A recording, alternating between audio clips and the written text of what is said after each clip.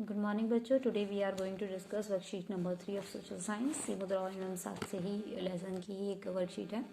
साख या क्रेडिट एक ऐसा समझौता होता है जिसके तहत ऋणदाता आधारदाता को धनराशि, वस्तुएं एवं सेवाएं और जो आश्वासन के जो है वो उधार पर देता है, वह भविष्य में उसका भुगतान करेगा। क्रेडिट एक समझौता जिसमें कहा जा रहा है कि आपको ये सर्विसेज, ये चीज़ें ये प्रोवाइड की जा रही हैं एक टाइम के साथ उधार के तौर पर, और ये आश्वासन देता है जो ले रहा है, लेने वाला, कि मैं आपको विद इन दिस पीरियड ये आपको मैं लौटा दूंगा, भुगतान इसका मैं कर दूंगा। साख की कुछ शर्तें होती हैं, क्रेडिट की कुछ शर्तें होती हैं। क्या? पहली ब्याज दर, रेट ऑफ इंटरेस्ट, कि मैंने आपसे पैसा लिया तो मैं इतने रेट ऑफ इंटरेस्ट पर आपको वो पैसा लौटाऊंगा। It may be 2%, 3%, 7%, 8%, whatever may be the rate of interest. समर्थक ऋणधार की मैं आपको क्रेडिट दे रहा हूँ तो उसके बदले में मुझे किस चीज़ की अश्योरेंस मिल रही है।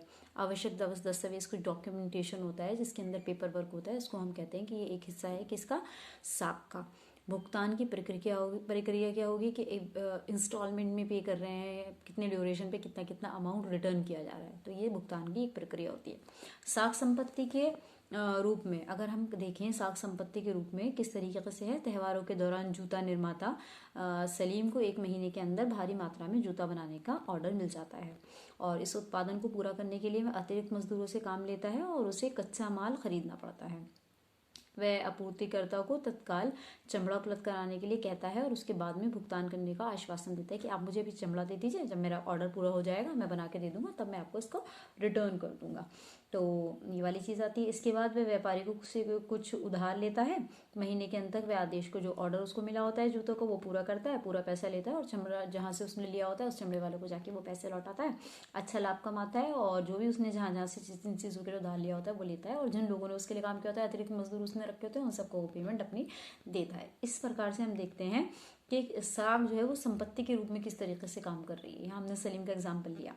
साख ऋण जाल के रूप में अगर हम देखें, क्रेडिट एक ऋण जाल बन जाता है, एक ट्रैप के तौर पर होता है। तो उसका एग्जाम्पल कैसे लेते हैं कि एक किसान है स्वप्ना, वो कृषि के खर्च को के वहन के लिए, उसको पूरा करने के लिए साहूकार के पास जाती है और उससे उधार लेती है, लेकिन दुर्भाग्य से फसल जो है वो कीड़ों द्वारा या किसी अन्य वजह से खराब हो जाती है।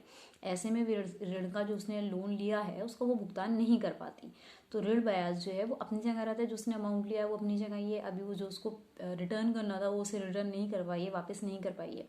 अब उसे अपना आने वाले काम के लिए भी पैसा चाहिए, और जो पिछला उसने लिया था उसे वो भी पूरा नहीं कर पाई है, तो वो बार बार जो लोन ले रही है या क्रेडिट ले रही है, ऋण ले रही है, तो क्या होता है? इसको कहते हैं लोन के जाल में, क्रेडिट के जाल में फंस जाना।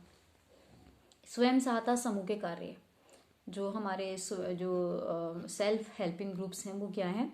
कम ब्याज दर पर ऋण देते हैं, बिना समर्थक ऋणधार ऋण देते हैं, बिना किसी गारंटी के सदस्यों को जमा पूंजी इकट्ठा करते हैं। ग्रुप हो जाता है, वो ग्रुप ऑफ पीपल जो है वो पैसे कलेक्ट करता है और फिर वो जो है वो बारी बारी एक दूसरे को जो है वो देते हैं, वहाँ से हेल्प करते हैं। इन्हें स्वयं सहायता समूह कहते हैं। गाँवों में हमें देखने के लिए मिलते हैं खासतौर पर।